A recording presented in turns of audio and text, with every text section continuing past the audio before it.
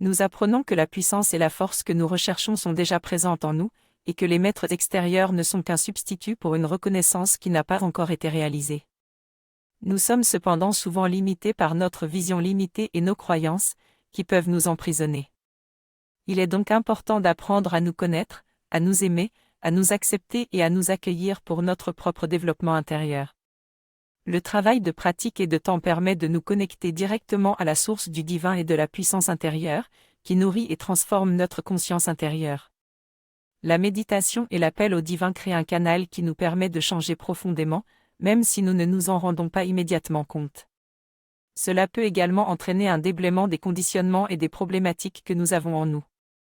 Dans ma pratique, j'ai comme idée de travailler sur mes mécanismes, c'est-à-dire, observer les phénomènes qui me traversent, mes pensées et mes émotions et essayer de m'en détacher.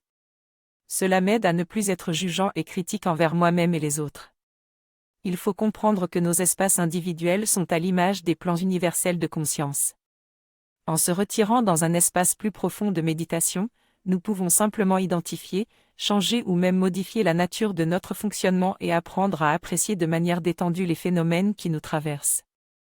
Le mental inférieur et les pensées continuent à arriver même en méditation, mais j'apprends à ne pas y réagir de manière compulsive et à choisir si je veux les transmettre ou non. La qualité de nos phénomènes dépend de la posture que nous prenons dans notre conscience de manière quotidienne. Accepter et accueillir tous les aspects de notre être, sans chercher à les éliminer, est la première étape pour pouvoir les dépasser.